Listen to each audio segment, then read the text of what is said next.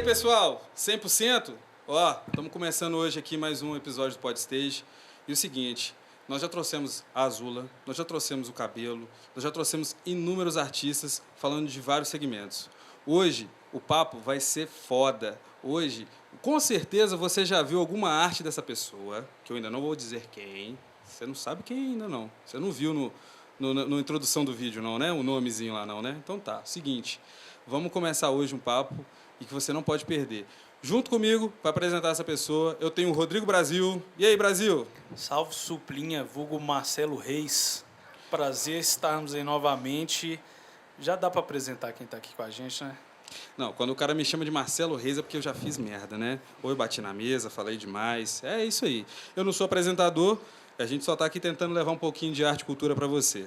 Então, hoje, nós temos ao nosso lado João Gabriel Jack. Uou! Obrigado, Salve, rapaziada. Viu? Obrigado. Obrigado por você ter vindo. E assim, você é um ilustrador que a gente tem um enorme carinho. Muito obrigado. Eu já te atendi no palco, você é músico e a gente está aqui hoje para falar da sua vida.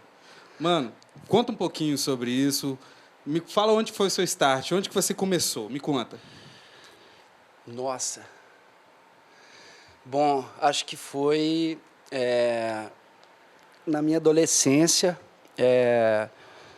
Eu sempre fui um cara muito inquieto, assim, e tal. Nunca quis fazer as coisas dos jeitos convencionais.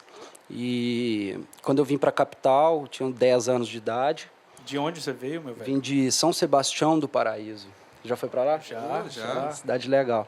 Sul de Minas. E aí vim com 10 anos e tive contato com vizinhos que tinham discos e guitarras e tudo mais.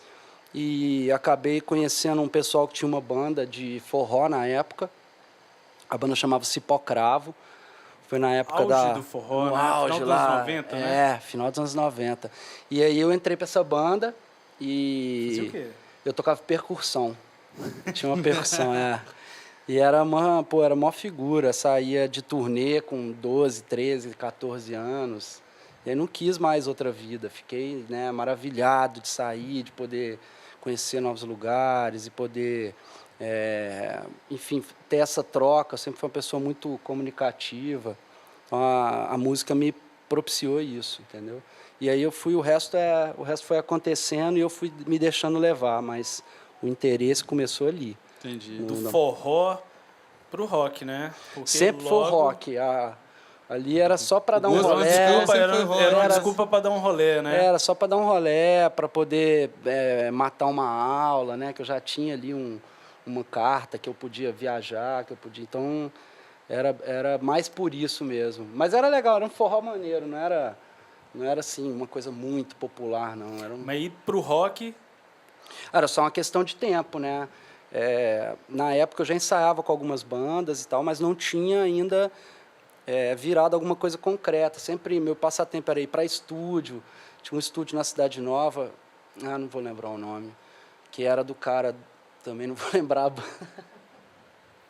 Mas enfim, era um estúdio muito figura, que ele tinha a cachorra do cara, ele chamava Clésio. Ah, o Clésio.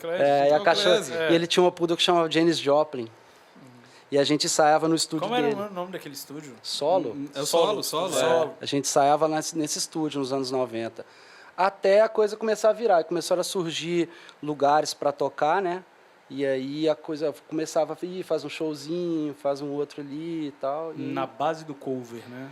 100% hoje, as bandas que hoje eu trabalho, né? Que é aquela coisa californiana, do Red Hot Chili Peppers, do Sublime, etc., né? Que era o que a gente tocava na época. Não tinha realmente muito mercado para música própria e nem a gente também queria fazer. A gente queria entrar de graça e... Não, numa época que não tinha nem muito mercado, não tinha nem casa para tocar. A hoje... música autoral tinha... Dos anos 2005 para cá, as coisas melhoraram muito. Mudou, né? Mas era praticamente... Pô, o cara tinha a obra e a matriz. Era. E a gente já se amarrava, a gente pagava para tocar no Matriz. Tinha que levar 3 familiares e pagar R$100 para cada um.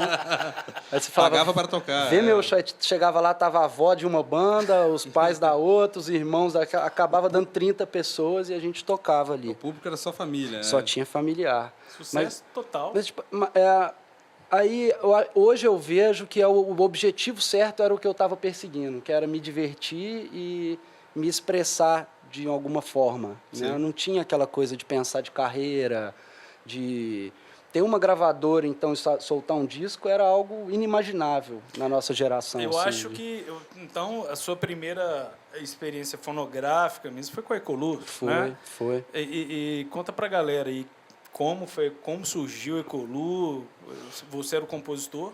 A Ecolu era o seguinte, foi uma banda que, na época, eu já estava trabalhando como designer gráfico, era designer gráfico do Major Lock. Fui designer gráfico do Major Lock durante muitos anos. E a gente tinha a oportunidade de eu fazer a arte e chegar para o dono lá, para o Ramirim, e falar, ó, tem uma data aí, cara, põe a gente lá. Então eu conseguia pegar... Você tinha a agenda do cara, né? Eu conseguia colocar minha banda ali, estava sempre lá. Era o Ecolu. Toda semana tinha Ecolu lá. Aí um dia eu conheci um figurão aí, o cara, até eu conheço um cara de uma gravadora que ele tem interesse em colocar vocês num projeto e lançar um disco e um clipe. Eu falei, vamos embora. E aí a gente não tinha nenhuma música, não tinha nada, e eu passei a pensar dessa forma. Mudou a chavinha na minha cabeça. O figurão era... Porra, não sei se foi na época o Henriquinho, se foi o Igor. Alguém me chamou e falou, vou te pôr numa fita. E aí a coisa foi acontecendo. Eu fui usando as oportunidades que eu tinha para poder fazer o melhor ali naquele momento. E foi uma experiência muito legal. Aí você juntou uma galera, formou... Já tinha a banda, né? Mas ali eu consegui... a gente estava morando todo mundo no mesmo apartamento na época. Então... e eu cheguei lá no estúdio, fiquei maravilhado com aquele estúdio, né? Era o Ultra é um puto estúdio. E na época, então, para mim, era tipo na Abbey Road, né? Então eu fiquei assim, maravilhado. Eu lembro dessa gravação. Foi uma coisa assim, parecia que eu estava na Disney, assim, sabe? Eu achei muito legal. Então foi a primeira experiência de gravação que eu tive. Foi com a Ecolu. Foi com a Ecolu. Mas não durou muito, né? Não. Vocês tretaram, né? A banda é um negócio complicado, principalmente em determinada fase da vida da gente, que a gente já se considera muito maduro, mas é super ultra cabaço, né? Então, são decisões ali que você não está preparado para tomar. É um relacionamento, banda é um relacionamento, né? Arrogância juvenil, né? Você está numa posição ali que você fica meio imortal, tal, aí você fica se achando e acaba essa relação, se não tiver uma produção, uma assessoria muito boa, foi o que aconteceu com a gente, e a gente acaba ficando, né, ficou um pouco...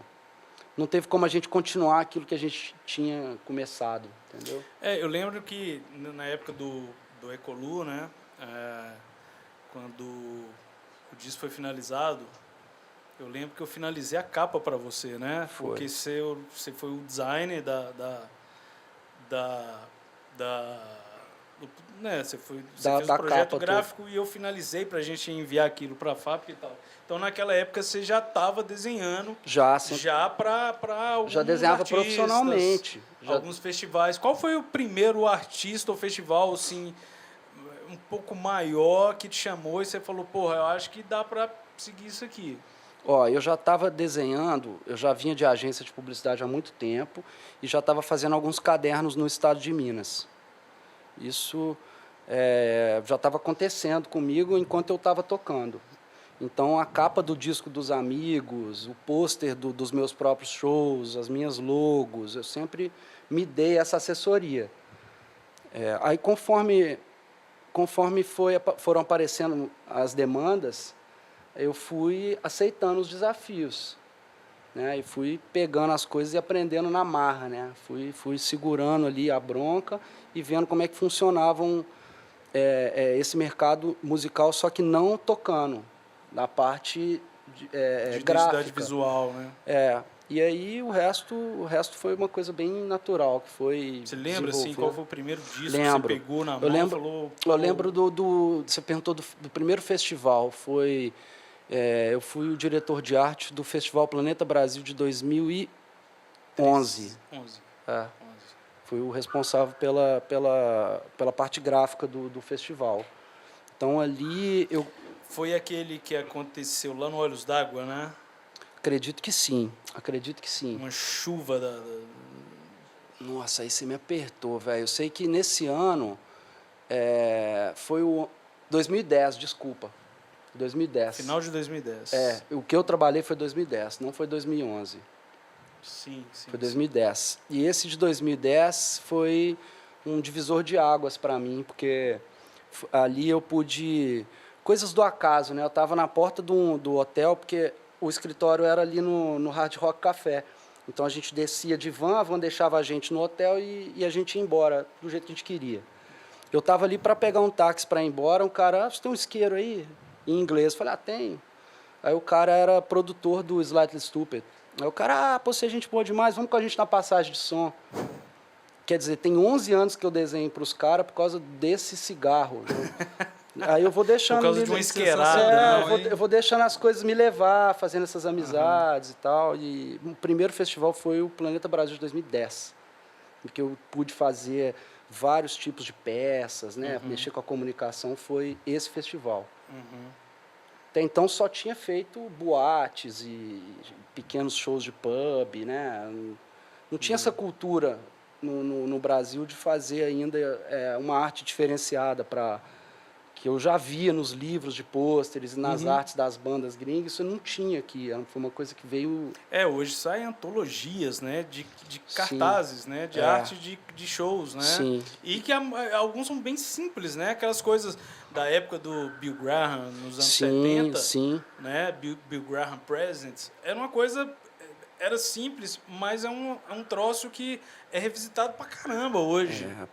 O que ele fez com o Grateful Dead ali nos anos 70 foi algo revolucionário, né? Foi a mudança estética do rock and roll, né? Praticamente inventaram várias estéticas que a gente... A influência que tem em cima da música, isso a gente vê com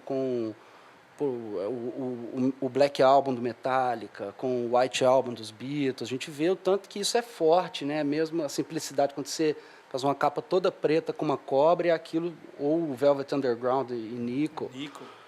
Então, é uma coisa que ela caminha e no Brasil não, no Brasil tem capas legais mais de metal, de rock, que eu lembro dos anos 70 e 80. As mais tem umas emblemáticas. capas muito icônicas, né? Mas as capas de rock pop e de coisa popular sempre foram assim muito chulé. Ela tem que falar um pouco o que tem ali dentro. Sim, mas esses caras que você está falando eram caras mais underground. Esses caras eram os caras mais artsy da música popular. Eu acho que o Clube da Esquina eram os... Quais são para você assim, as 5 capas mais icônicas? É isso que eu ia perguntar agora. 5 gringas e 5 nacionais. Tá, Power Slave, do Iron Maiden. Pode crer. Black Album, do Metallica. O disco azul do Weezer. O disco branco dos Beatles. E o Velvet Underground de Nico. Quase tudo clean, né? Isso Quase que eu ia tudo falar clean. Pouco tem a ver Pra com a mim... sua linguagem. Sim, né? são capas que eu considero icônicas. Tem milhares de outras, mas essas 5, acho que eu poderia falar aqui o Sgt. Peppers. Eu 5 poderia nacionais. 5 nacionais. 5 nacionais, cara. Eu gosto muito do Tom Zé. Qual deles? Eu esqueci o nome do disco, cara. Uma que tem uma bolinha de gude assim. O Tom dos Olhos. Esse é foda pra caramba. Que é um cu. Eu gosto do Convoque Seu de Buda. verdade, né?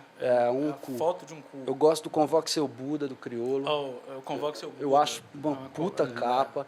Eu gosto da capa do tênis, do Clube da Esquina, né? Do Lô. Desculpa. Que é do... Tem uma capa do Milton também, que eu não sei o álbum, que é ele caminhando com um violão, que é uma silhueta. Sim. Que eu acho fantástica também. Eu gosto muito de uma capa do Capital Inicial, que é A Tempestade. Que é uma essa capa é horrível. Eu acho maneira, velho. Eu acho maneira. É aquela parada que a gente estava falando, é uma coisa assim, icônica. São formas de entender também, né? Porque você também tem uma outra linguagem. Eu acho uma parada meio Smiths, assim, meio gótico. Porque o rock nos anos 80 tinha essa pegada, meio um dark pop, com sintetizador, umas paradas estranhas. E eu acho que essa capa me remete a um negócio, uma época legal da música brasileira. E você comentou dos álbuns gringos, sua primeira lista, você falou do Black Album. Cara, eu escuto Metallica, assim, eu tenho um irmão 10 anos mais velho do que eu. E então, meu irmão tinha 15... Saca? Eu tinha ali 5, então assim, meu irmão tinha 20, eu tinha 10, e ele estava fervendo no Metallica na adolescência dele. E quando eu escutei o Black Album, eu só via uma cor preta. Muitos anos depois que eu fui entender o que era aquela capa. O meu disco também não tinha cobra, não dava pra ver, não. Exato, então era assim... aquela edição nacional. Era bem podrão. Bem padrasto. Tem uma O coisa vinil, ele vira igual papel. Tem uma coisa Isso. que eu sempre me chamava atenção, que eu acabei me tornando também designer, além de ser produtor, né, executivo de shows e festivais, eu adoro essa seara do design. E acabei, ao longo da vida, fazendo mais de 15 capas de discos, DVDs e livros. Teve uma época que eu trabalhava com uma editora, adorava. Caramba, velho. Fiz muita coisa. E eu lembro que na minha infância, assim, meu pai tinha um disco em casa que eu adoro, esse disco, eu tenho ele até hoje em vinil, que é o Baiano e os Novos Caetanos. Né? Aquele projeto do Arnaud Rodrigues com o Chico Anísio. Sim. E é maravilhoso, é um disco sugêneres, assim, né? Um disco... bem experimental, né? Bem experimental, tem baião, tem forró, tem balada, né, e tal. E a contracapa do disco era o que mais me chamava a atenção. A capa era uma contracapa toda branca, escrito I. Tipo 3 pontos, assim, tipo uma interrogação. Uau! Contracapa só tinha fazia isso. parte da experiência, né? Porque sabe? o disco você ia abrir ele. Né? E era, porra... Hoje em dia o cara põe tudo ali, né? Tem que ter o telefone de contato, não, ou não põe nada, porque tem gente hoje que lança a capa e joga nos digitais e acabou. Você não sabe quem gravou, você não sabe aquilo fica pequenininho, assim. Assim, sabe? O Spotify, há pouco tempo, ele começou a acreditar os autores, mas você não sabe quem são os músicos, você não sabe quem é o fotógrafo. A ficha técnica não tem. Não mal os compositores. E eu sou apaixonado por ficha técnica. Não à toa, a gente já trocou muita ideia a respeito disso. Eu coleciono disco, porque eu gosto. Cara, eu tenho... Inclusive, na literatura, né? Desculpa, o mercado é o editorial. No mercado editorial, quando um autor ele sai de uma editora e vai para uma outra, eles mudam a capa do livro. Sim. Que é algo que não existe na música, né? Porque tem um cara ali que ele tem um disco e ele saiu daquela gravadora e já passou por 3. Talvez a gravadora já comprou aquele disco. A capa é como se fosse uma música, como se fosse uma música do disco. Exatamente. Tem esses dois lados que eu acho bem interessante, sabe? De você ter aquela coisa icônica, ainda que seja feia, ainda que seja datada, mas ela não muda. Na música ela tá lá, ela é imexível. A não ser que sejam 50 anos. Esse negócio do feio não existe, é muito de época. Né? Só que eu gosto do outro lado também. Desse outro lado do mercado editorial. Cara, eu já comprei outro livro porque a capa é diferente. Sim. O mesmo título. Então, assim, eu acho muito legal essa linguagem da arte. O quadrinho é assim também. O quadrinho, os caras fazem 10 capas alternativas pro cara. Nós estamos falando de mercado de consumo, né? Então, todas essas variações que são feitas, eu acho que o Iron Maiden é um grande exemplo disso, né? Pô, o Kiss, né? Aquele disco que tem a capa, tem 4 capas diferentes. Eles estavam com o ego tão inflado que eles já fizeram um disco solo para cada um. Pô, e tem fã ali, eu conheço fã que comprou os 4. Sim. E a gente chegou a comentar sobre o seu início, que foi meio que, né, na banda de forró e tal. E no início, assim, quando que você entendeu a questão, bicho, esses desenhos aqui... Porque nós estamos falando já de um ponto mais na frente, que um isqueiro te abriu uma porta, né? Mas, assim, e o início? Só para mim entender, porque, querendo ou não, para mim é meio novo esse mundo, sabe? Eu conheço meio superficialmente. Mas, assim, como que foi seu início nesse ponto, assim? Tipo, como que foi? Você, desde pequeno, você já entendeu que você... tinha um lado que... Qual foi o primeiro rabisco? Isso, assim? Nossa, muito difícil, cara. Eu sempre fui um desenhista. Eu desenhava na escola, fazia camiseta à mão e vendia. Quando eu cresci, não tinha camisa de muita coisa. Não tinha, assim, tinha poucas marcas para onde eu morava. Então, eu sempre estava lançando um desenho, eu fazia camisa, comprava 5 camisas brancas, desenhava, vendia na escola. Então, minha grana... sempre veio disso, assim. Então, eu não sei te falar, assim, exatamente. Foi uma coisa que foi vindo. Foi gradual, né? É. Mas assim, quando que você meio que se... Velho, pô, legal isso aqui, vou Ainda estou no seguir. processo, entendeu? Entendi. De fazer isso, sabe? Eu ainda eu vivo diariamente me encontrando e tentando me aperfeiçoar ainda e aprender um pouquinho mais. E as pessoas que te procuram hoje, elas já chegam em você com alguma referência sua mesmo? Fala assim, olha, Nossa, tem de tudo, eu quero cara. isso aqui, eu quero aquilo ali, eu pego um disco dos anos 70 e falo, olha, a praia é aqui, como é que é? Como é que Nossa, geralmente chega as tem de tudo, cara. abordagens? Tem banda que me procura assim, que me manda mensagem à própria banda e fala assim, nossa, a gente queria muito ter um desenho seu, nós somos seu fã aqui, meu empresário vai te ligar amanhã e você faz o que você quiser. Tem banda que o empresário me liga que a banda nem sabe e o cara já tem um conceito. Certo. Eu não sou muito apegado no meu próprio conceito, mas cada vez mais, nos últimos anos, as pessoas têm me procurado para fazer o meu trabalho característico. Tem um traço característico e a pessoa quer aquilo, entendeu? E você tem mesclado as duas coisas, né? Porque, assim, eu particularmente, eu te conheço... A primeiro foi num palco, né? Te atendendo. Né? Você como músico e, assim, eu já conhecia seus trabalhos, mas não sabia que era você. Tô falando do Marcelo Supla, E acabou que você mescla essas duas coisas. Você traz a sua visão como músico para dentro da sua arte de desenhar, saca? Que eu acho que, assim, para mim é um diferencial muito foda, porque você meio que pega na veia do que o músico quer transparecer para o seu público. Sim. Mesmo que, às vezes, o público possa achar... Né, de alguma forma, não entendi, nossa, é a cara. Enfim, tem vários formatos que as pessoas podem entender.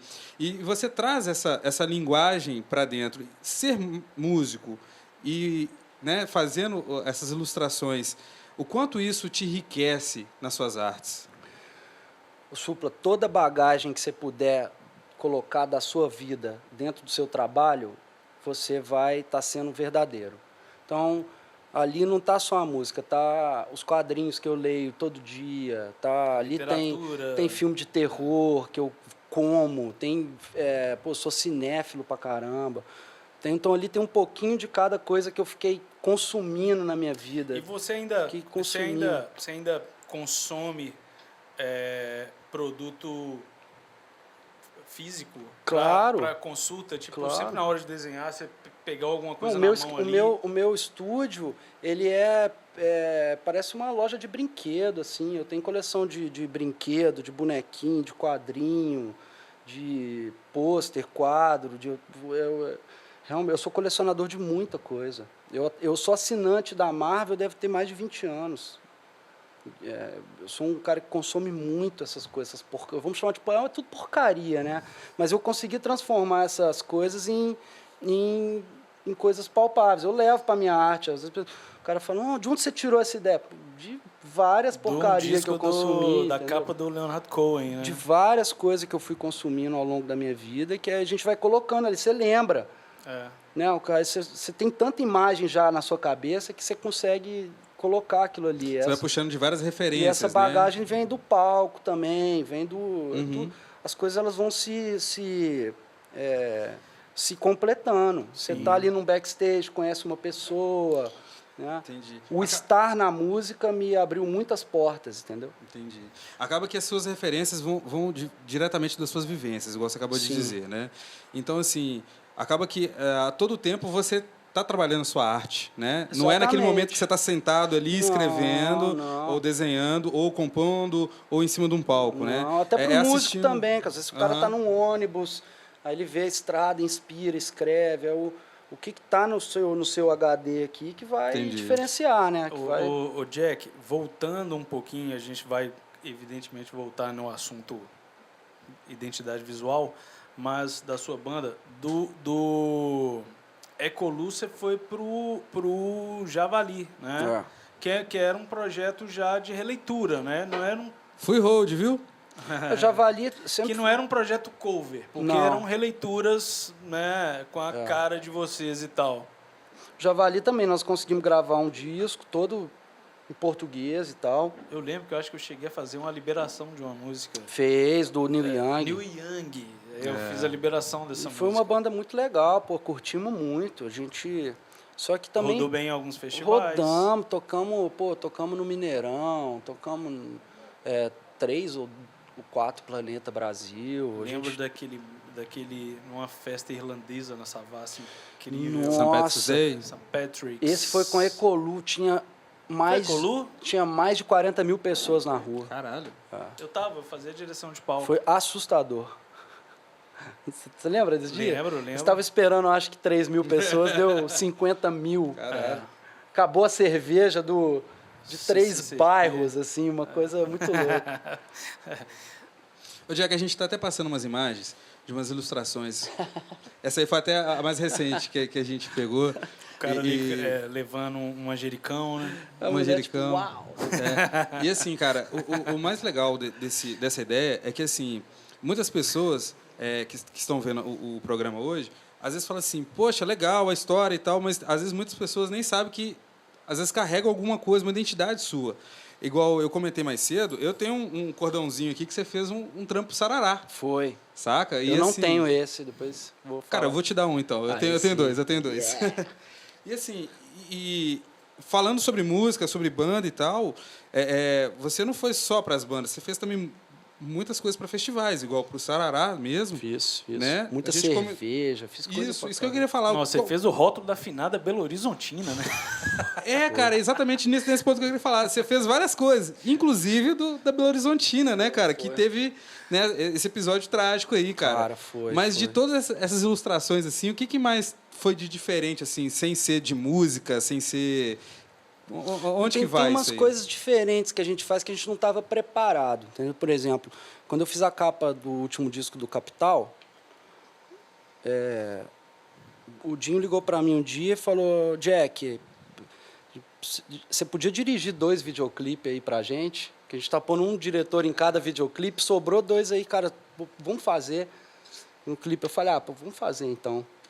Aí chamei a equipe, isso foi um desafio. Isso foi uma coisa diferente. Era animação ou não? Não, foi um stop motion que a gente fez. Os 2 foram stop motions que a gente fez. Sim.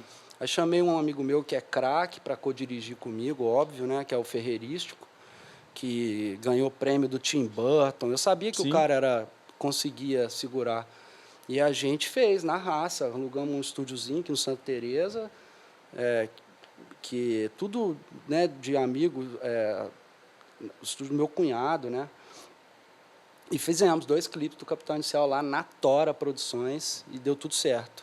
Mas de diferente essas coisas assim que a gente pega na loucura para fazer, entendeu? Uhum. Tipo, arte de um festival inteiro, o cara, quando você vê, você está fazendo tudo sozinho.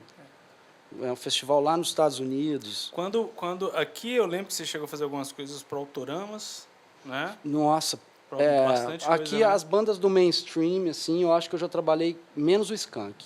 Trabalhei com todas. Nat Roots, Nat Roots, muitos anos. Nat Roots eu parei agora por causa da pandemia, né? Uhum. Inclusive, aí nós estamos passando o do Jota. Nat Roots, Jota,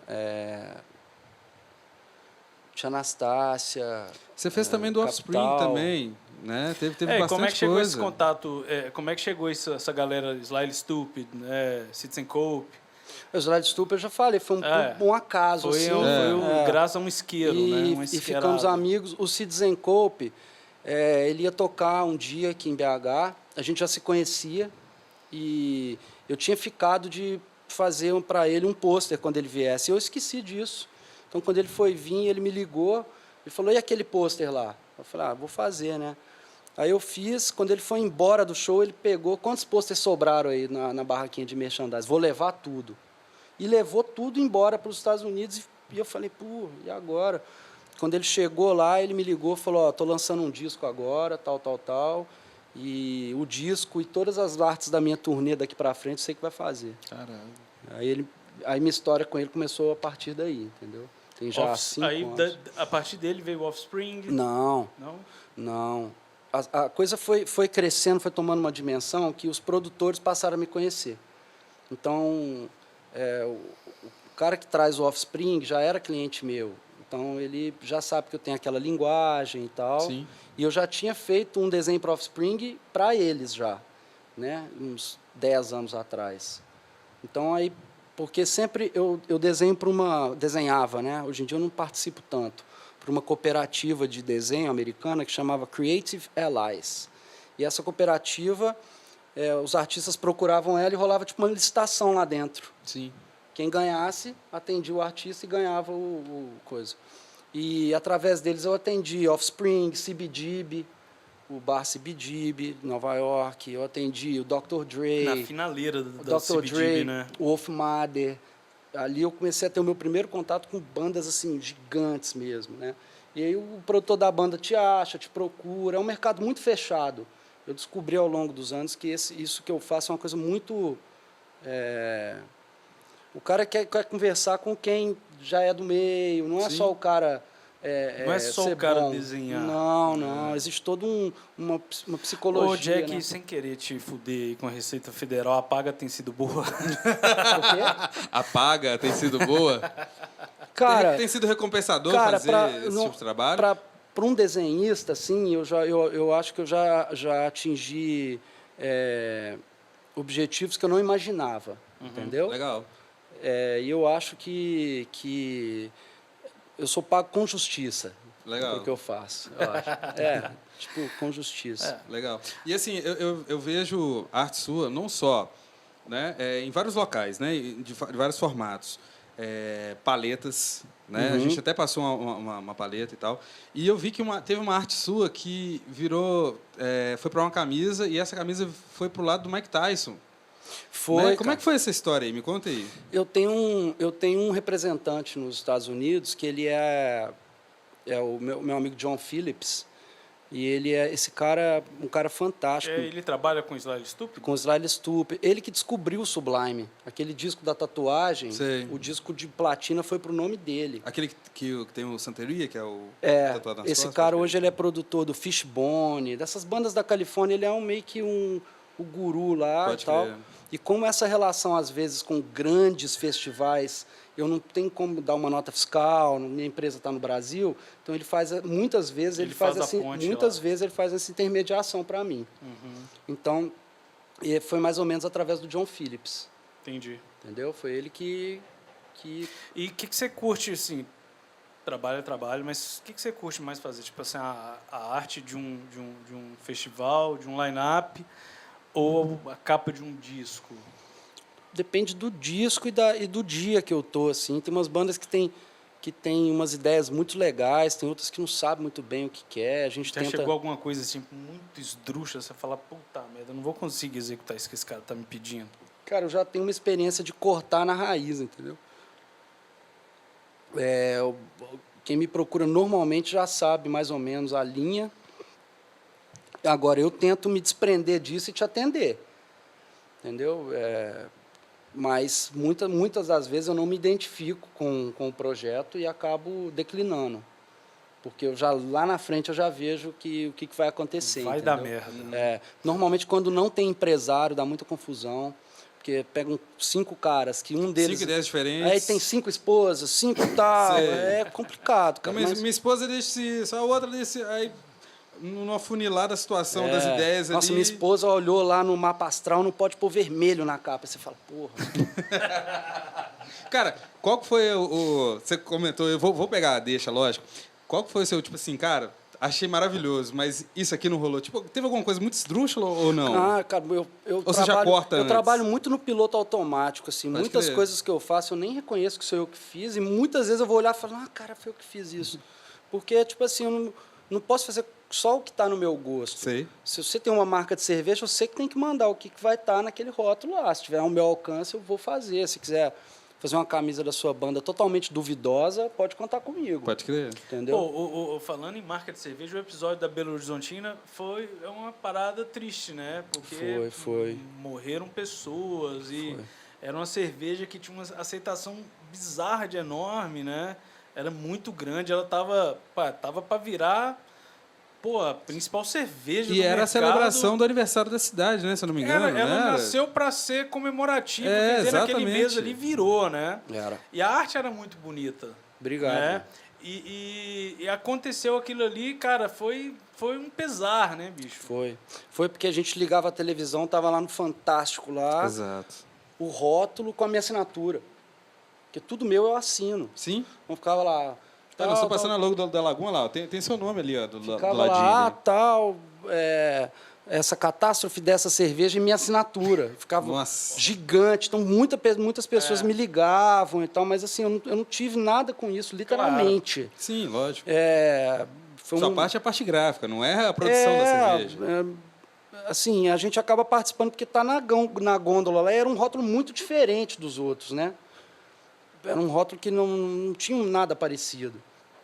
Então, muita gente me reconhecia por causa do rótulo e, quando rolou a tudo, Sim. muita gente também veio atrás de mim. Os caras, tá tudo bem? Eu falava, pô, tá, mano. Não, eu não tomei, né? Nem bebo, né? Achava que sua grana tinha sido convertida em Belo Horizontina. Pois é. Então, mas foi um episódio muito triste, foi uma coisa muito, muito brutal, assim. Acho que na história da humanidade, sem precedentes. E esse lance da Belo Horizontina da BAC foi meio que um impacto negativo. Sim. E quais foram os impactos mais positivos que você teve através da sua ilustração? Nossa, Dessa vários. específica? De outras, assim. Qual que... Vários. Assim, nós estamos falando de uma que, infelizmente, né, o produto, não a sua ilustração, mas o produto foi ruim. Beleza, algumas pessoas te ligaram, pô, você tá bem e tal, beleza. Mas, de todas que você fez, qual que, tipo assim, pô, velho, essa... financeiramente ou assim pela rede social não deu tanto impacto, mas que para mim, Jack, foi sensacional. Foi o isqueiro, foi cara, o... não, que tem que muita rola? coisa Me conta. legal que eu tenho orgulho quando eu vejo. Eu aprendi a curtir o meu próprio trabalho, entendeu? A não ficar preocupado só com o próximo prazo ou com o próximo deadline. Eu Pode sei, crer. hoje em dia eu aprendi a pegar o que eu já fiz e falar, olha que legal isso, entendeu? Então eu tenho tido cada vez mais essa sensação. Quando você faz um festival, por exemplo, eu faço festival que é difícil um americano chegar no lugar, que é tipo nas montanhas nevadas de Wyoming, lugar tipo super escondido. Então, quando eu vejo assim uma coisa Uma tão arte sua longínqua circulando. e o cara tocando no palco com fundo que eu fiz, ou então um Mike Tyson da vida, né? Que é amigo do meu amigo, aí o cara vai lá, leva uma Certo. camisa e os dois estão lá falando de mim. Então, essas coisas você começa a falar, pô, que legal. São pequenas coisinhas, assim, não tem um grande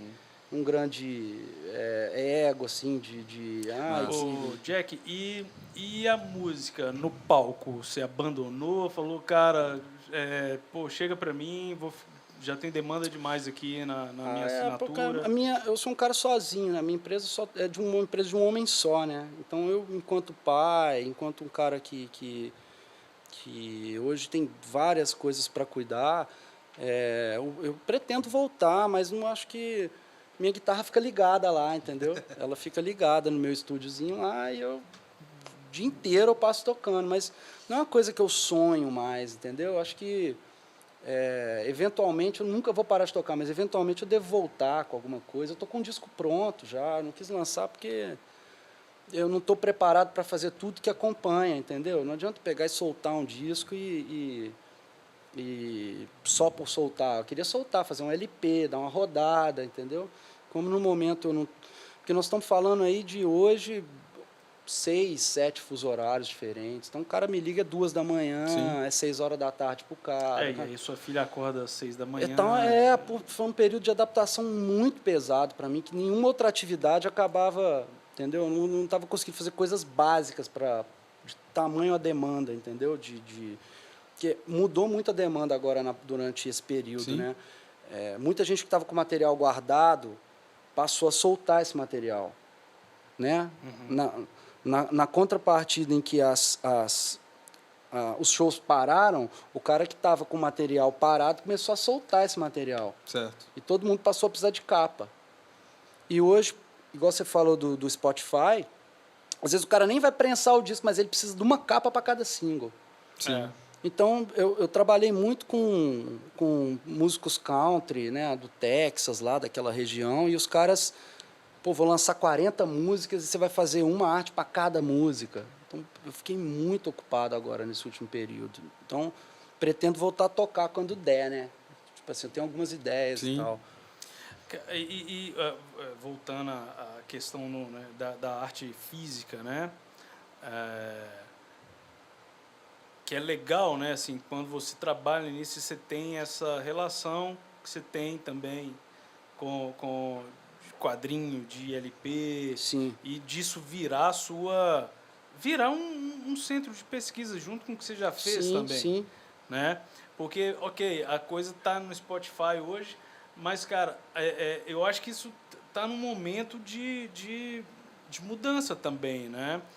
As pessoas querem fazer, voltar a fazer discos, voltar, ainda que seja uma A tiragem... gordura da banda tá aí. É, Tá no boné, no chaveiro, na camiseta, no merchandising. A disco. lojinha, né? A lojinha, a famosa lojinha. Você não tem só a música. que é uma realidade muito americana, europeia, né? As bandas Sim. sobrevivem muito com merchandising. Isso. Com camiseta, com boné, com vinil, com CD. Com a paleta. Com bottom. Bota. né? Sim, sim, é uma coisa a se observar, né? Assim, não, é uma receita real Real. dos artistas. Na A camisa estrada. mais vendida do mundo no Guinness é a do Iron Maiden. Sim. Isso aí já exemplifica. O que Mas pô, depois que caiu na CIA também ferrou. Bom, né? caiu na C&A, já estava no Guinness há muito tempo. Eu achei que fosse o Ramones, né? Não, caiu na C&A, cara, porque você pensa bem, quanto tempo o rock demorou para sair ali do underground e vir? Quando ele vem 20 anos depois do grunge. Quer dizer, a gente vê pleno 2000 e cacetada, a molecada usando blusa de flanela, você fala, porra, sacou? Então, eu acho que a coisa é cíclica mesmo, entendeu? Hoje, agora, você vai comprar uma roupa, você fala, pô, mas essa merda não tinha sido extinto? Quem que desenterrou essa parada? Exatamente. Pô, vai, anos 90, voltou a parada. Então, assim, as coisas vão indo e vão voltando. E a música, quando o rock veio, foi para ficar. Passou a ser legal você ter uma camisa do Black Sabbath. O cara do filme de super-herói tá com a camisa do Black Sabbath. Eu acho isso super legal, velho.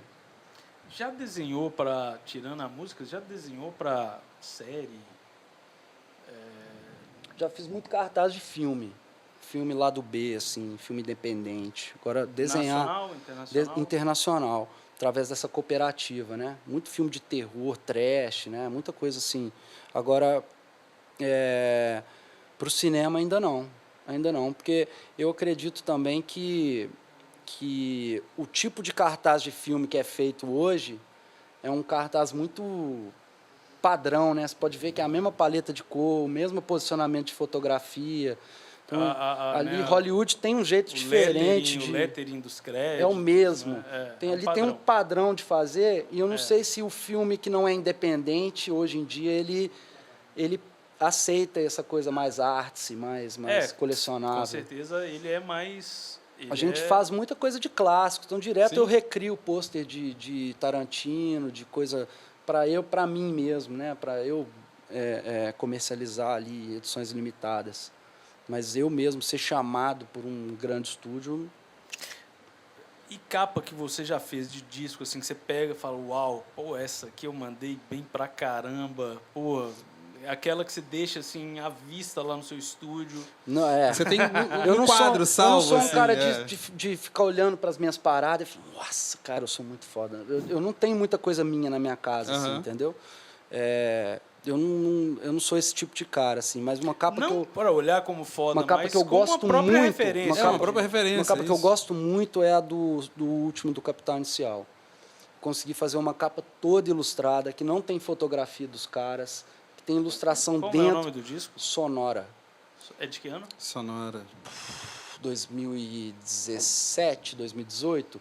Ele é um disco que realmente é muito legal para mim, porque eu consegui pegar uma banda que sempre teve ali com fotografia na capa, que é uma banda consagrada, eu tirei isso e eu consegui fazer um disco todo ilustrado. Então tem um encarte, cada página é uma ilustração. Uma outra é engraçado linguagem, como né? que, né, a linguagem da pop mudou, né? Porque antes dos anos 90, não dava para você procurar o cara na internet para ver qual que era a cara do fulano. Então, as gravadoras meio que exigiam que a cara do figura tivesse na capa. Sim, né? sim, faz sentido. Por isso que é tão legal uma capa como do Clube. Como eu o disco gosto do tênis. Muito. Sim, tem tênis aquela... na Que é capa. só um tênis na capa, né? Não é a foto da pessoa. Aquilo, para a época, era muito transgressor. Né? Sim. Então, assim, os Beatles poderiam se dar o luxo de mandar o White de ter Album. essa excentricidade, era uma excentricidade, Sim, né? mas era uma coisa... Quando você era um artista em início de carreira, né, e a gravadora falava, não, você vai meter a cara na capa. O próprio Hendrix, né? Tem um disco dele que eles queriam colocar ele com um monte de mulher pelada na capa, né? E tinha uma foto dele com as mulheres e dele com um monte de crianças. Ele queria as crianças, né? E a galera ficou insistindo, até que não foi... Pelo apelo, né? Pelo apelo. Ou então pôr ele numa moto, e ele nem sabia dirigir. Uhum. Então, assim, são coisas que são antigas, né? Que vêm de quando as gravadoras meio que dominavam. Você tinha que fazer um pacto com o diabo. Sim, cara, eu sim. adoro esse assunto, sabe? Assim, quais são as capas mais icônicas e as mais horríveis? É melhor ainda, sabe? As horríveis tem muitas, mas hoje em dia eu acho legal, eu gosto. Não, mas é legal falar sobre os horríveis, porque a gente acaba tirando umas dúvidas também, né? Pra você, quais são as capas? Você olha, putz, velho, olha isso. Exatamente. Nossa, isso. tem muita coisa, cara. As capas da Simone, cara. Pode ver que os discos dela tudo custa R$5. Ó. Se você for numa parte de R$5, assim, da loja de discos, só tem disco da Simone. É um tipo de disco que já meio que virou... já não dá mais... Sertanejo, o próprio sertanejo, né? Todo mundo aparecia com aquela calça racha. Mas eu acho maneiro, aí eu já acho legal. Aí eu Ó, já acho... Eu vou dar um relato. As capas do Manowar. Puxa, aquilo é legal demais, velho. Eu tinha uma camisa do Manowar, cara, que era uma águia, assim, com peito... A águia tinha o peitoral definido, sacou? Manowar, a banda que o Conan escutava, né? Muito legal. E os caras tão velhos, tão igualzinho. Tipo isso. Eu tenho um relato que é o seguinte, é uma experiência própria minha. Teve uma vez que minha mãe, bicho, no centro, pouca grana, criança, né? Mãe, porra, compra não sei o quê. E eu já estava começando a entender um pouco sobre música. E aí nós fomos a uma loja, eu não lembro o nome da loja, mas é aquela loja que você chega, tem de tudo, inclusive discos.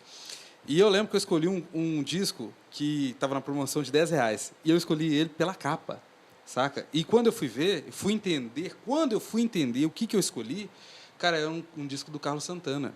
Ó, aí sim. Saca? Que é um puma na capa. Eu esqueci o nome do disco. Também não vou não saber. lembro, mas que tem aquela música Oyo Como... Como é que é? Oyo Como Vá. Oyo Como Vá.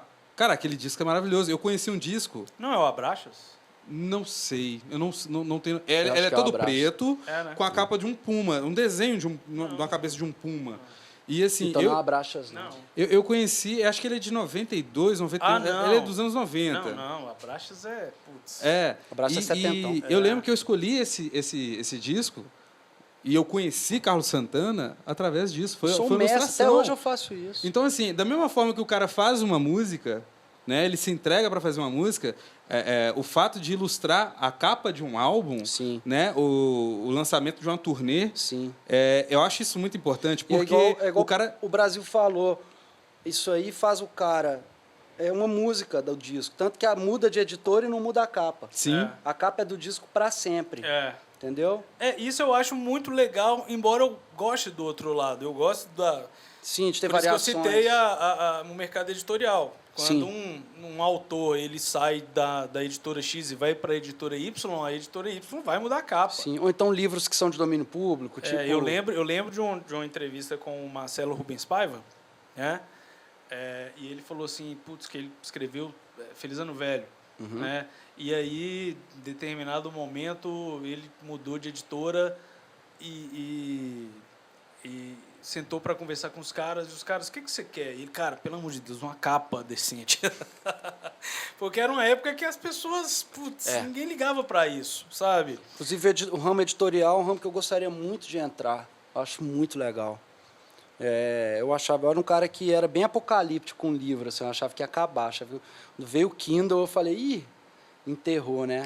Mas também, só que não. Eu também, na verdade, o Kindle, ele fez assim, né? E todo mundo achou, putz, o livro físico já era. O Kindle estacionou e caiu.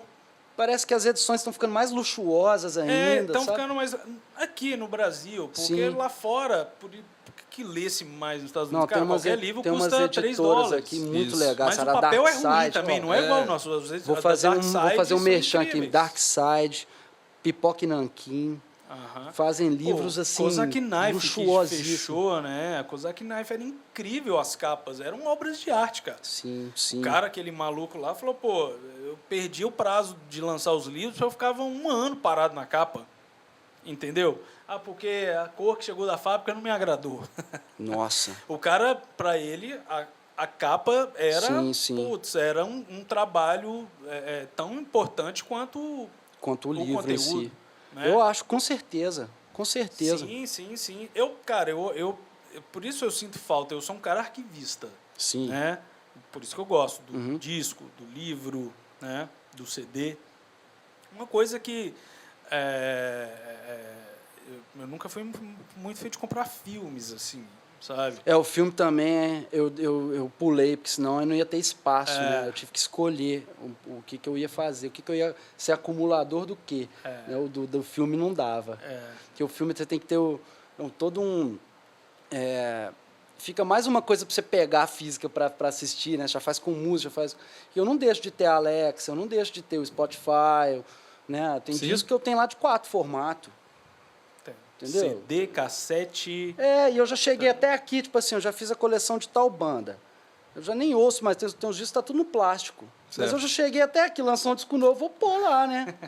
Então tem minha coleção, ela vai subindo, porque tem coisa que eu já comecei, entendeu? O Dylan lançou um disco, eu vou lá, vou comprar o disco do Dylan. Mas eu sou mais comedido hoje com isso, até por causa do consumismo, né? Fica uma coisa muito... Mas eu vou em loja de disco uma vez por semana. E disco é um troço caro.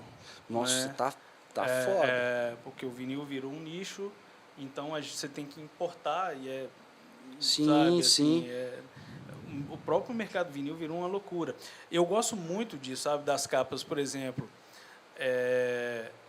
que é uma capa que dialoga até com o seu trabalho, aquela galera lá de Recife do final dos anos 60 e início dos anos 70. Sim, ali eles pegaram muito do rock psicodélico americano, né? Exatamente. O Jefferson Airplane. Eles foram bem psicodélicos ali, aquela galera. Você revisita isso, assim, é uma influência, assim,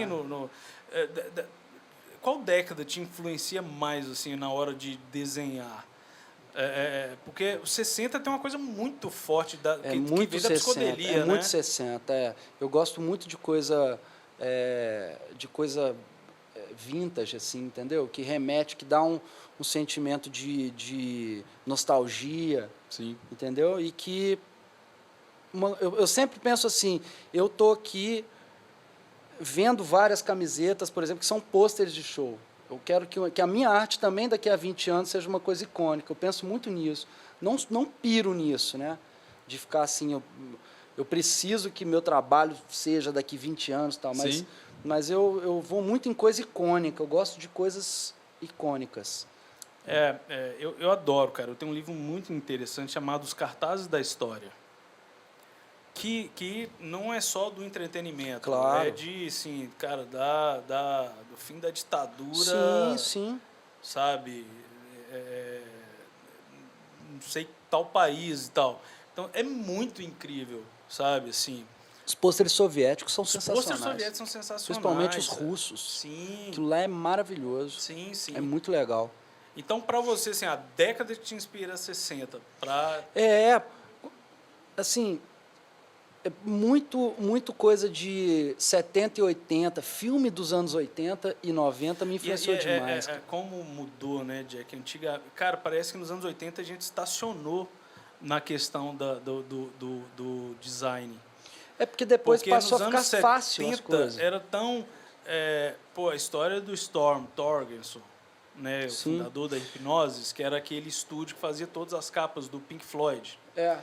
A gravadora pega o cara, manda ele pro Egito, para ele ter uma ideia pro disco novo do Pink Floyd, ele volta com a capa do Dark Side of the Moon. É muito louco isso. Cara, e é muito louco, porque era tão louco o mercado na época que o cara metia o cara num avião. Saca? Da Inglaterra, não, vai pro Egito.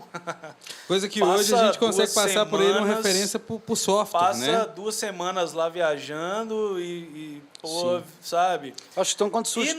E os anos 70 foi o bom no Eu meio acho o seguinte, disso. quando surge uma tecnologia nova, tipo assim, o computador veio, o computador, as pessoas tendem a pegar aquela tecnologia e falar, isso outro é obsoleto. Sim. Né?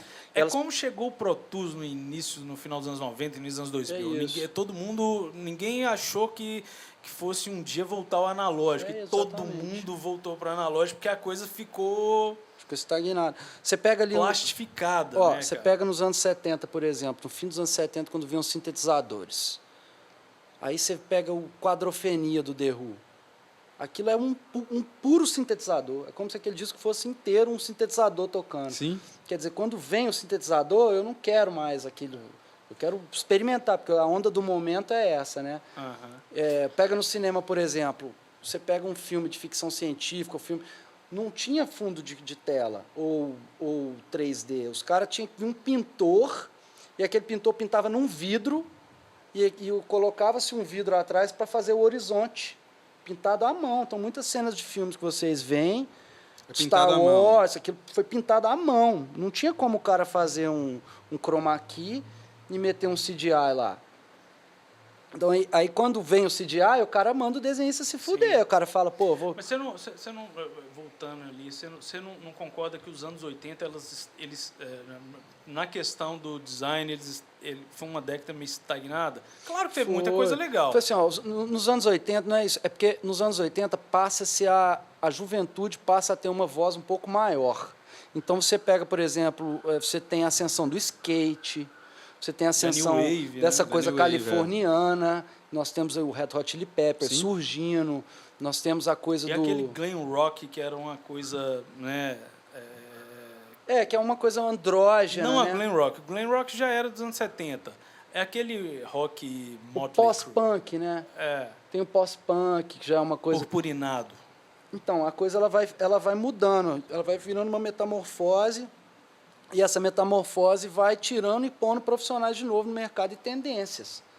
Mas eu acredito que tudo volta. Daqui a pouco um diretor malucão fala, não, quero que o meu filme seja feito assim. E aí ele vai, chama o desenhista. Pô, Alfaiate não acabou. Tem profissões que a gente achou que não ia existir Sim. mais, que o cara está aí ainda, né? As projeções seriam que, nesse momento, a gente não teria algumas, né? Algumas Eu profissões. uso a tecnologia, por exemplo. Sim. Hoje eu não uso papel mais. Outro dia eu conheci um moleque um cara que ainda vende enciclopédia, velho. Ele falou que Uau. ainda tem gente que saca. Pouco, mas ainda tem, Esse- né? esse Pô, aí até é outro dia tinha o último vendedor de enciclopédia. na Savassi tinha uma locadora de CD. Eu tô falando outro dia, que é 2, 3 anos. Eu fui lá nessa locadora, eu peguei um tanto, velho, quando ela fechou. Sério, papo sério. Não era, cara. Pô, Isso é muito legal, porque a gente está falando sobre décadas passadas. E, assim, antigamente, nós não tínhamos o software que nós temos hoje em dia. Não. Nós não tínhamos nem aquela mesa digitalizada, né? Como é que chama? Esqueci o nome. Não, tablet. Né? O tablet, né? Chama tablet. Tem até o tablet mesmo, né? O iPad da vida e tal. Mas tem aquela mesa que, bom, pelo menos antes do iPad, tinha que era tipo uma canetinha que só funcionava que não naquilo tem lá. a tela, né? Isso, Que é tipo, e tal.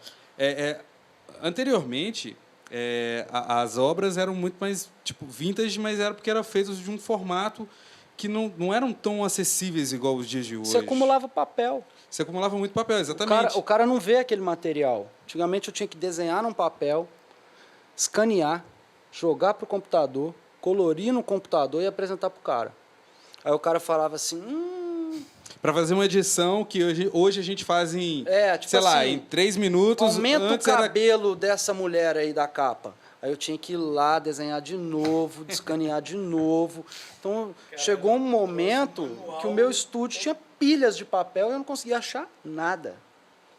A primeira oportunidade que eu tive de digitalizar tudo, de fazer direto numa tela, eu fiz. E só para ter um comparativo, anteriormente, antes desses, né, dos Adobe, dos softwares que eu particularmente eu não conheço bem, hoje em dia você consegue fazer uma arte tipo assim de uma turnê, vamos supor, igual agora nós estamos passando, né, do Capital Inicial, vamos supor.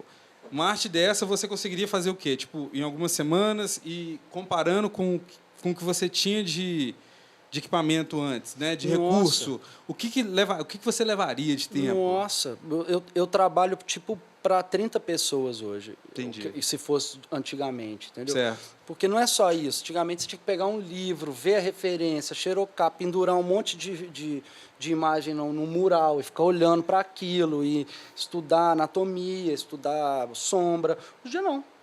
Hoje um cara fala assim, olha, pô, você podia colocar um Jeep tal na praia? Eu vou lá na internet, pego o Jeep Certo. tal, monto no Photoshop, põe numa praia e eu já desenho exatamente o Jeep que o cara quer, velho.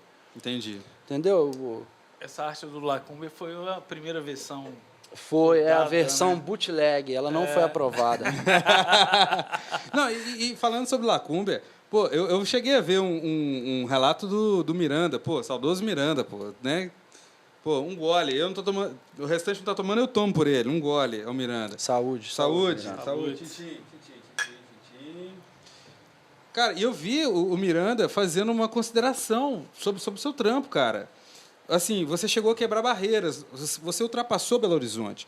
Porque, assim, hoje nós estamos num podcast aqui falando sobre a sua arte, mas nós estamos em Belo Horizonte. Futuramente, a gente pretende conversar sobre outras pessoas de outros estados. Mas você já foi quebrando barreiras já tem um tempo, cara. E eu vi um relato do Miranda falando justamente do Lacúmbia Negra, que você fez um trampo foda num disco que eles fizeram e tal, né? Não só do Lacúmbia, mas, assim, eu já vi Sideral falando, mas, assim, pô, Miranda é um cara icônico, né, velho? Que a gente tem guardado no coração, né? É um produtor musical que a gente, né, para quem acompanha a ficha técnica, igual o Brasil Sim. disse, a gente vê esse nome, a gente já fala, opa, deixa eu Sim. ver o que é isso. Não conheço, mas deixa eu ver. E ele fez um relato muito massa. Como que foi fazer esse trampo? Foi muito legal. O Miranda, a gente tinha tido contato com a Javali, ele produzindo Pode crer. o nosso disco.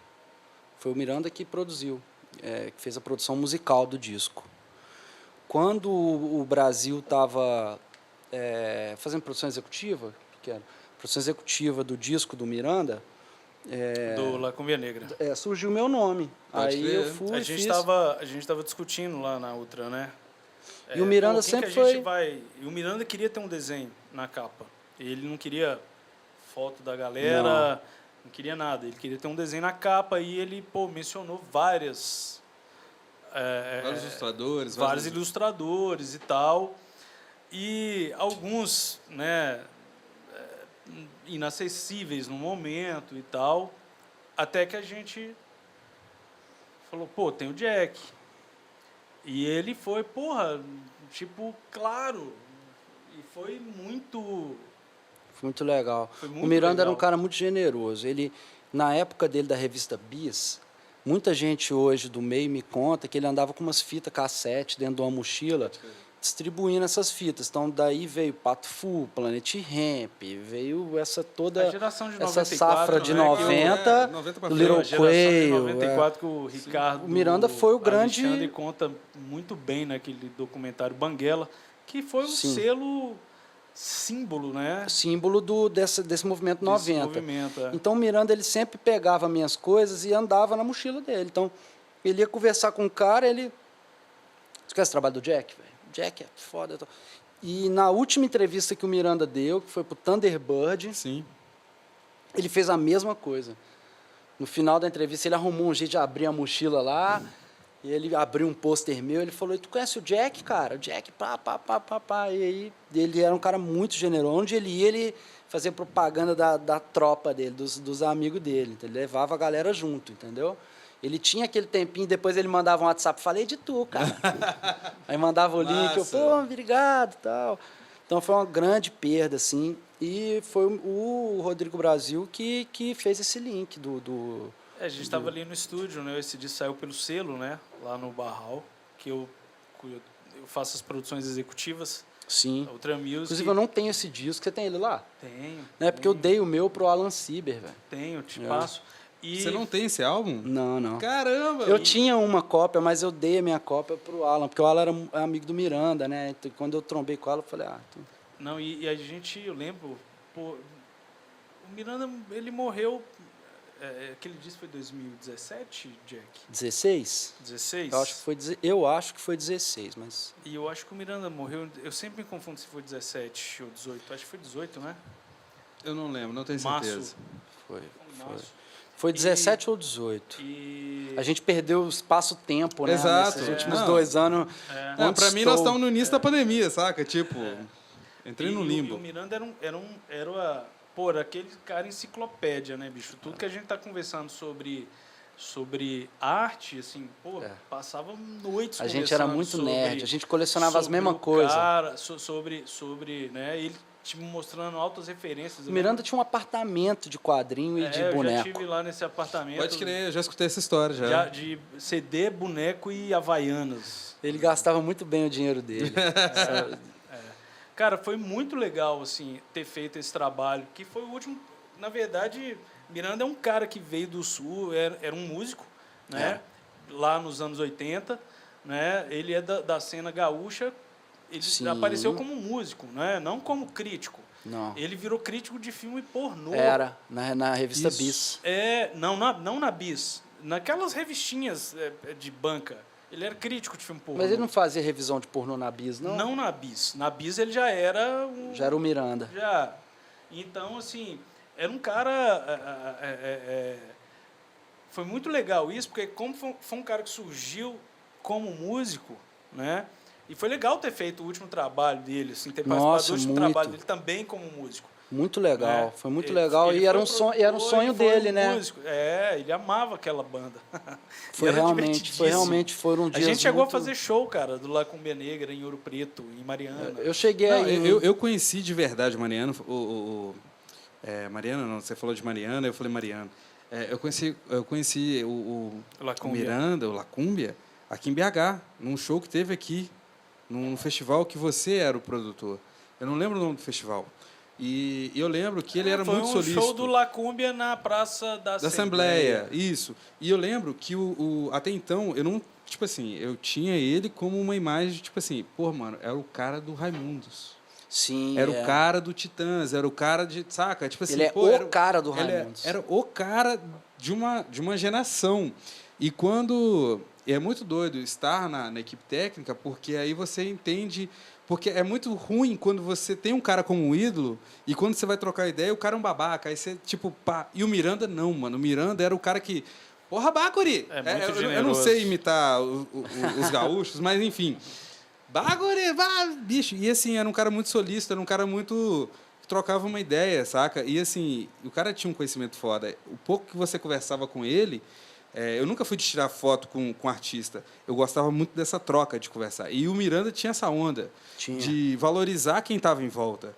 E o Miranda, ele tinha essa veia de, tipo assim, aqui é fulano, ciclano, beltrano. Ele adorava aplicar sonos. Quando Isso, ele foi produzir o que você falou. Ele tinha um disco meu, aplicava, um dia inteiro de produção foi só para ele aplicar a música na gente. A gente ficava numa sala e ele...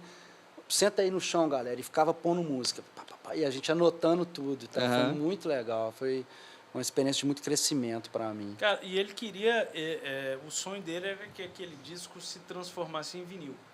Bora fazer um dia. E aquela capa é feita para isso, não é? Pô, aquela capa é muito legal, assim, modéstia à parte. É uma capa que eu gosto muito. Eu acho uma capa que ela é uma capa que ainda vai ser uma capa icônica. Assim. O cara vai achar aquele disco lá... Falou, pô, o que será que é isso? Entendeu? Que a intenção minha na hora de eu fazer uma capa é isso. O cara tá... despertar curiosidade. Ou o cara tá no Spotify e ele ia ali e ouvia aquele som, certo. entendeu? A não ser que seja uma banda tipo um Metallica da vida, que não precisa, entendeu? Sim. Mas tirando isso, minha intenção é essa, fazer o cara... que é isso, né? E o Miranda deixou, porque as nossas referências são as mesmas, né? As mesmas bobagens que ele gostava, eu gostava também. Foi muito legal esse... Legal. Quadrinho, vinil, boneco... Teve um dia que a gente até esqueceu de mangá, trabalhar, ele tinha um bonequinho que eu tinha lá, e ele perguntou onde que eu comprei. Quando a gente viu, a gente já estava conversando há horas, e o dia de produção foi perdido. Pode crer. Porque a gente ficou trocando ideia. E eu lembro que tinha uma diária caríssima dele, só para ele... E não sei o que rolou, que ele trouxe a mãe dele, era dia das mães. Foi na outra. Né? Era dia das mães, ele falou, preciso trazer minha mãe, cara. Foi na outra, não foi? A mãe dele veio, foi nessa época do Lacúmbia? Não, cara, essa época foi do... Do Javali, foi feito no Javali. Ultra, eu tinha esquecido, é verdade, É, é verdade, é verdade. O Javali, eu lembro bem dessas gravações. Não, lá. foi muito legal, foram dias muito legais. Era um cara, absurdamente espirituoso, né? Acho Muito que a legal, palavra era que eu muito tenho que legal. falar do Miranda É isso, o né? Rick Rubin brasileiro, né? É, Ele não precisava de muito, ele não tinha muito conhecimento, mas a presença dele no estúdio dava motivava só dele estar lá. É muito engraçado isso. Né? O Javali, vocês chegaram a fazer alguma coisa física? Fizemos. Tudo meu eu sempre fiz questão de fazer. Eu nunca vi. Esse disco é raríssimo. A gente fez 5.000 cópias que quem tem, eu mesmo não tenho. Sério? 5.000 cópias? 5.000 cópias. Caralho, a gente fez isso é o coisa pra mais, caramba. a gente fez o mais vagabundo de todos. Que é Olha, eu aquele só tenho a envelopinho, camisa, viu? Ah, o envelopinho. que não é prensado, né? Ele é copiado, né? Sim. E eu distribuía isso, velho. O cara falava, oi, tudo Toma. bem? Eu, pau! Igual o sertanejo, né? Eu distribuí isso pra caramba. Cartão de visita, né? Hoje em dia eu faço com as paletinhas, faço umas paletinhas, o cara vem, e aí, tudo bem? Eu, pau, jogo paleta. Então, além do cordão do Sarará que eu mostrei, eu tenho a paleta. Todo mundo tem. Tem cara que pede paleta pros artistas. Outro dia eu vi lá, paleta que fulano me deu. Tava minha paleta lá no meio, velho. O cara deu minha paleta pros outros. Não, eu tenho essa paleta e tenho a camisa. Eu tenho as duas coisas. As suas paletas são com milk? Faço com o Milk, tem muitos Pode ser. anos. Sim. O Milk é referência, pô. O Milk faz pra geral, né, cara? Muitos anos E já assim, que eu faço com ele. existem várias O maior pessoas fã que... de Rolling Stones dele, ele e o Exatamente. Mateuzinho. E o Mateuzinho. Pô, inclusive, Oraê, passa pra três aqui. Eu tenho um recado pra... Milk, eu sei que você tá longe, mas quando você chegar em Belo Horizonte, vamos combinar? A gente quer você aqui para trocar uma ideia, inclusive sobre Rolling Stones, sobre suas paletas. Ô, Jack, você dá licença um minutinho. Porra. Galera, nós estamos falando do Milk, chamando, fazendo um convite. Eu quero fazer um convite para você agora que está assistindo. Você já é inscrito no YouTube ou não? Que isso, está vacilando. Vá lá, se inscreva no canal nesse minuto, porque hoje nós estamos falando com o Jack. Amanhã, vou te contar, não, mas amanhã nós temos novidade. Siga na rede social, Instagram, Facebook, Twitter. O que você preferir, nós estamos lá. Então é o seguinte, segue o Podstage, tanto no YouTube, no Twitter, no Instagram, certo? E no Facebook. E segue o João Gabriel Jack, irmão. Então, não vacila. Esse papo é para você que está tentando ali, pô, será o caramba, irmão. A persistência é o que vale. A arte e cultura sobrevive. Então, vamos continuar, beleza? Então, segue a firma aí. Seguindo a ideia do Milk, é muito massa, velho, essa ideia da arte para paleta, porque, assim, nós estamos falando agora já falando um pouco mais tecnicamente, você faz uma arte que, inclusive, nós estamos fazendo, aí, ó, nós estamos até mostrando uma arte sua aí. As paletinhas, todo mundo as paletinhas, exatamente. Porque, assim, existe a galera que faz uma arte, mas não entende a questão, tipo assim, poxa, essa arte vai ser aplicada de uma forma, de um tamanho menor, um tamanho maior e tal. Então, assim, tanto de um formato pequeno ou de formato grande, eu consigo ver em você uma característica. Pô, legal. Saca? E eu vejo Uma alguma outra pessoa... Né? Uma assinatura, né? Exatamente, uma assinatura, uma característica. Eu vejo outra pessoa, só que a sua, particularmente para mim, e eu não estou puxando, né, porque nós estamos próximos, mas eu vejo isso de uma forma muito viva. É muito legal. Suas cores são muito vivas. Eu vou dar exemplo, inclusive, do Sarará, que é um festival bacana, que eu adoro. E, assim, é isso. E eu vejo isso nas artes que a gente tem passado, a gente vê que não só as cores tentam representar o artista, sim, né? Sim. Mas os desenhos também. Então, assim, a questão de cores, né? Vamos entrar um pouco mais técnico, assim. A questão de cores, eu vejo você numa questão de cor muito viva. Você tem alguma preferência? Como que é esse processo? Me conta aí. As minhas referências, quando eu comecei, eram os desenhistas de uma certa região da Califórnia. Hoje eu descobri que são de lá. Que você tinha referência, mas não sabia de onde era eles eram. O Jim Phillips, que é da Santa Cruz, essas marcas de skate dos anos 70, que é o tipo de coisa que eu gostava, sabe? E era sempre tudo muito colorido. Era sempre tudo muito colorido. Pode crer. E eu fui me posicionando dessa forma até o ponto de que hoje eu e o Jimbo Phillips somos desenhistas da mesma banda.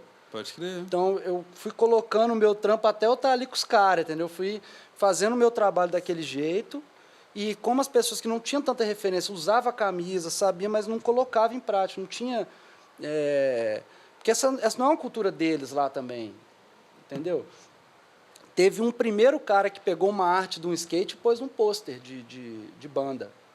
Entendeu? Esse processo ele aconteceu, alguém fez isso, não é uma coisa que foi acontecendo. Certo. Né? Nos anos 70, 60, o Graham teve que pegar lá, por exemplo, um monte de coisa de azeite antigo e transformar em pôster, que era arte nouveau. Ninguém nunca tinha feito esse tipo de coisa. Que são lindos. O que é chamado hoje de arte psicodélica não é nada mais do que um estilo de arte clássica francesa, aí, sei lá quando. Né? Certo. Então, assim, a gente vem daí. Tudo muito colorido, tudo muito vivo, né? Muito... Cores quentes, né? E esse lance das cores e tal, agora eu já vou pular um pouquinho. Você já pegou alguém já, tipo, clonando um desenho seu, usando uma arte sua? Nossa, pra caramba. Todo dia é uma denúncia diferente. Na Índia, no Paquistão, no... Como é que chama aquele? Shopee. Já vi coisa pra caramba, mas eu não sou o tipo do cara que vai atrás, sacou? Porque a maioria dos meus desenhos não são meus mais. São de um artista, de uma gravadora, de uma marca. Então não é uma briga minha. E eu acho também que tudo que é bootleg é legal. Se está sendo feito o bootleg do negócio, a pirataria, é porque o negócio é maneiro. Entendi. Quantas camisas piratona de banda eu já não tive? Teve um dia até que eu cheguei num festival da Ultra, tinha um cara vendendo pôster lá e tal. Tinha um pôster meu lá, gigante, assim, essas barraquinhas que ficam um vendedor de vinil, lojinha, assim? que é o cara informal, Sim. o cara cheio de pôster, e um dos pôster lá é um pôster meu. Eu falei, caralho, bicho, mas que doideira, né? Aí eu até me divirto, às vezes eu vou lá no cara, ou eu compro o pôster, ou então eu troco uma ideia. Você já chegou a comprar um Já pôster? comprei várias coisas minhas, já comprei boné. Não com autorizado? Coisa... Ixi, mesmo? várias vezes, velho, várias vezes. Porque assim, né, a sua ilustração não é um lazer, né, é só a obra, né, cara? Mas e aí você encontrou isso de uma forma pirateada e você comprou, mas, mano? tipo assim, o ter pirateado é muito legal. É Entendi. muito legal. Não é uma coisa que eu incomodaria nunca. A gente pode fazer uma comparação do CD pirateado, tipo isso? Cara, Tipo, em as cima, pessoas estão consumindo, em cima vão de vender, mim, não isso? tem uma cadeia de pessoas que depende da não falsificação para sobreviver. Entendi. O meu papo é menos complexo. Pode crer. Eu não tenho esse ego, essa coisa do ir lá e dar um torra no cara. Onde você arrumou essa parada, velho? Não Entendeu? mais que o Offspring corra atrás do prejuízo também, né? Exatamente. Mas uma vez, falando em Offspring, eu vi uma marca do Rio, sei lá, com uma estampa minha do Offspring. Pode crer. Aí eu fui nos caras e perguntei. Falei, essa camisa é autorizada e tal. E falei na boa para os caras que poderia dar um problema para eles, né? Porque os caras lá fora não brincam, não. Aquela véio. camisa que a gente fez pro Lô, do tênis, eu já vi ela sendo vendida em site. De uma outra... De outra marca. O cara pegou e Pode crer. estampou. Isso acontece muito. Isso acontece muito. Cara, se a Gibson, se a Fender não consegue controlar hoje uma produção paquistanesa ou chinesa de réplica de guitarra, que sou Sim, eu, sabe? Eu acho entendo. que não é uma coisa que Você não me sofre incomoda. por isso? Não me incomoda nada. Eu acho muito maneiro, eu acho legal pra caramba que isso exista. Porque é sinal de que tá valendo a pena, entendeu? E de que Entendi. depois que eu for embora, meus desenhos vão ficar aí. Entendi. Isso é muito legal, isso. Então, cara. exatamente. O legado, acaba que isso ajuda no legado, né? Tipo assim, cara... Pô, mas quem vai procurar, sabe, bicho? Quem fez esse desenho... Você pega o Bozó, por exemplo, nosso amigo Bozó. Bozó, um abraço pra você, velho. Bozó fez o S do Sepultura. Isso aí é um passaporte, tá ligado? É. Por mais que... O cara criou a identidade que porra. qualquer fã É uma do Coca-Cola. Sepultura no mundo bate o olho e sabe que... E é um troço super, tá em garrafa de cerveja, É a de Nike pimenta. das logo das bandas. Exato. Né? Agora, se você não negocia essas coisas no começo... Quem desenhou o símbolo da Nike ganhou, acho que custou $60. Um isso. negócio, não sei se foi isso. né? A indústria tá cheia de exemplos assim. Então, assim, a gente não é Mesmo nosso porque mais. não era Nike. Depois que você pôs no mundo a parada, já não é mais sua. É. E aquilo seu teve influência de outras milhares de coisas. O Picasso falava uma parada muito louca, que o artista mediano copia, o artista foda, ele rouba. Porque nada é seu, não tem nada que seja seu. E se for seu, daqui a 50 anos já não é mais. Tirando o Mickey, né? 500 anos que eles não conseguem pôr em domínio público, né? Exatamente. Mas, assim, tirando isso, eu acho legal pra caramba. Sabe? Tem uma exposição nos Estados Unidos só de Bart Simpson pirata, cara. Sim. É o bootleg Bart. Eu já vi isso. E não tem nada que o Matt Groening possa fazer para segurar isso. Não tem nada que ele possa fazer. Entendeu? Sim. A gente faz os pôsteres do Sly Stupid usando o arte do Star Wars. Sim. Nunca deu nada. Eu ia exatamente entrar nesse assunto. Que a gente tá põe, falando tipo, sobre. o mestre Yoda fumando um Você baseado. nunca recebeu uma carta Nunca. do Notificação? George Lucas? Não, né? Nunca. Segundo os caras, eles já gastaram tanto dinheiro com Star Wars que agora eles estão ganhando um pouquinho também. Entendi. É o Tem raciocínio. tem um... Eu acho que uma das únicas bandas do mundo que eu já vi isso acontecer é o Rolling Stone. Eu conheço gente que já recebeu cartinha da empresa por usar a língua. Tem uma empresa americana que chama Sabe? Epic E Rights. você recebe a cartinha mesmo. Tem uma empresa americana que chama Epic Rights. Esse você não deve mexer com eles. Que é Kiss, bastante bandas. Esses caras, eles são um escritório, eles vão atrás e... Sim, E não desistem, é isso? Cara, porque eles mexem atrás eles até o mexem final, com merchandising de bandas gigantescas. Pode crer. E eles ganham dinheiro com esses processos. Pode crer. Ou você quer lançar aqui um creme de barbeado Motorhead? Beleza, é X por ano. Toda vez que você vê uma pomadinha aí para cabelo sei lá, porra, da série tal lá, aquilo lá, tem um acordo naquilo para você usar aquela imagem por 1 ano, por 2 anos. Então, quando você burla isso aí, você está mexendo com um prédio de advogados, sacou? Você tem que segurar a onda. Tem algumas empresas que levam isso mais a sério. E outras que Tem sabem tiragem que, cara, também. Se você faz 20 bonés... Quantas pessoas Sim, plagiam? a tiragem, né? Se você faz 100 mil bonés... Jack, quantas pessoas plagiam a marca do Jack Daniels, cara? Ramones.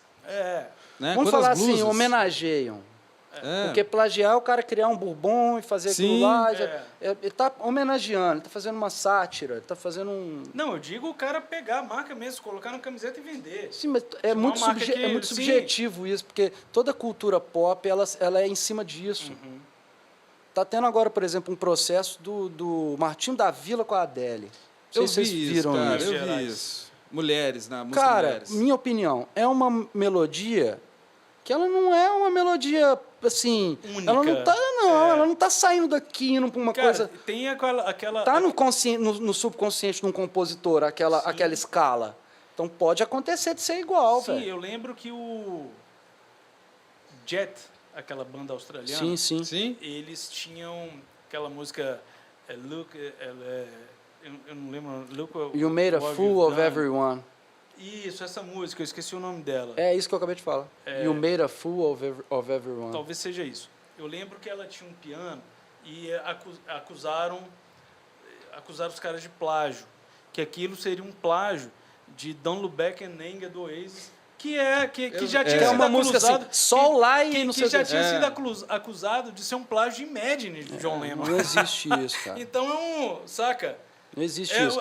Agora, o LED, o que o LED fez com... 3 vezes. 3 vezes. O que o LED fez com o Willie Dixon é plágio. Não, na verdade, que é pegar Jimmy a música... Page é uma máquina de que pagar é pegar processo. A música do Willie Dixon. O Willie Dixon, o cara, ele... Backdoor Man, do cara. Sim. Quais que são as que o LED perdeu no processo? I Can't Quit You Baby e o Shook Me. Sim. Eles pegaram na tora. E é a mais famosa delas. Beleza, vou pagar. Okay. Mas eles perderam feio. Stairway to Heaven, que eles perderam. Perderam também. Então, assim, cara, o hit, sabe? É como se alguém acusasse galera fazia Kate muito Richards isso. de ter se Cara, apropriado antes da internet, para criar... Sim. O Miranda, inclusive... O Miranda, eu já sentei com ele, um dia a gente ficou vendo os plágios da música brasileira. Isso eu adoro, cara. A gente fez isso, você já fez isso com ele também? Eu gosto desse papo também. Cara, é muito louco. E aí, E aí, mas tem muita coisa. Mas muita. Aí é plágio. Você vê que o cara é descaradamente... Cara, eram épocas...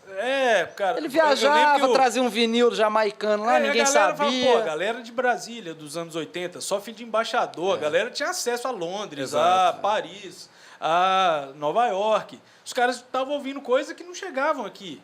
E achavam que nunca chegariam. Então não tem problema dar tanto que o próprio Renato Russo, ele Ninguém nunca vai descobrir. O Renato Russo é parece que pegaram um Morrissey com o Joy Division, deram uma mastigada ali. Não, ele mesmo pegou. Ele falava isso, que ele era. Ele falava isso, ele assumiu então, assim, isso. A gente você pega ali, o Anthony Kiedis é o Iggy Pop. Ele é o Iggy Pop. Então, ele é o Iggy Pop saudável, sei lá, né? O Iggy Pop evoluído, sei lá, mas é o Iggy Pop. Você olha, eu olho pro Anthony Kiedis e eu falo, esse cara é o Iggy Pop. Então a gente tá acostumado Tem uma veia Iggy Pop ali. Muito difícil você ver um cara autêntico no palco, assim, que você fala assim, não é dele isso, entendeu? Não, e por mais que você, às vezes, não tenha aquela referência, mas também, muita coisa já foi construída. Igual você comentou. Sim. Não, a música é sol, lá e ré, beleza. Aí você chega em casa, você faz um sol, lá e ré, aí depois você é acusado de plágio. Então, assim, é uma música até que não é do seu convívio, que você, não é uma coisa que você escutou. E acaba que, querendo ou não, muita coisa foi construída. Então, acaba que chegou num momento que realmente muita coisa vai ser repetida. Vai. Né? Você pode ter certeza que uma parada que eu aprendi nesses anos aí, quase 16 anos fazendo a mesma coisa, é o seguinte, o que é brega é para sempre. Sim. O que é bonito amanhã pode não ser bonito mais, mas o que é tosco para sempre, entendeu? Porque o bonito é efêmero, né, cara? Ele vai ficar feio. Em determinado momento é porque ele é temporal, uma coisa que é da época, entendeu? Você falou da ombreira lá, entendeu? A ombreira é uma coisa que voltou agora, mas que daqui a 20 anos a pessoa vai querer jogar a foto fora, né? Não é uma parada que é... Agora, uma calça jeans, não. 90 mil anos o cara vai estar lá de calça jeans. Mas o Brasil, infelizmente, nós temos um certo horário. O papo nós tava estamos chegando maravilhoso. Num ponto muito surreal. Podia fazer até um 2 aí com o Jack. Então, Jack,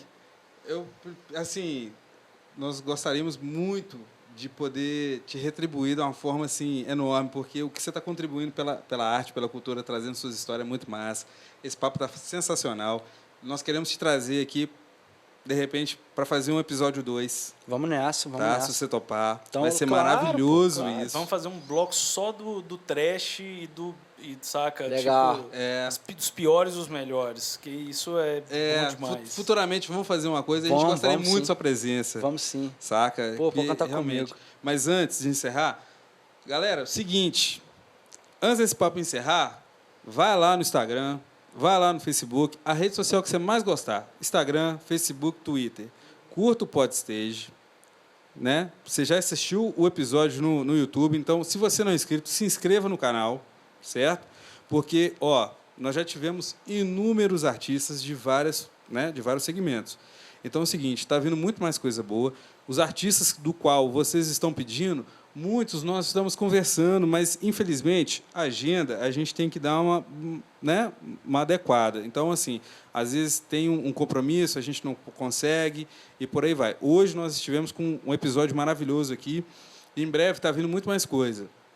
Segue aí, curta, usa o comentário para dar a sua opinião, sugerir o próximo convidado, e o seguinte, se inscreva, porque assim é uma forma de você fortalecer a arte e cultura, principalmente de BH. E, em breve, tem mais novidades. Está vindo uma galera muito massa aí, de BH, de Minas Gerais e do Brasil. E, novidade, hein? Vou dar spoiler. Estrangeira também, viu? Então, é o seguinte, se inscreva no canal, ative as notificações, que em breve tem muitas novidades, tá? Então, Brasil, vou passar para você. Irmão, muito obrigado por dividir esse episódio sensacional. O podcast hoje, daqui para lá, foi de uma forma que eu estive como espectador, mas eu estive muito confortável. Foi muito massa, porque você também faz essa parte de arte gráfica, é muito foda. E a gente teve um cara sensacional.